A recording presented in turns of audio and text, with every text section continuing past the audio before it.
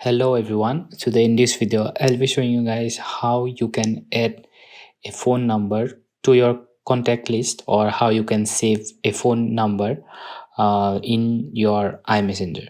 So in order to do that, you need to open your iMessenger application, and from here, let's for example, if you want to change this uh, number to your contact list, or if you want to add this number to your contact list, you just need to tap here once, and after that you need to tap the logo or on the number, and this will pop up. And from here, what you need to do is you need to tap the info button, and from here you need to swipe down, and as you can see it says create new content.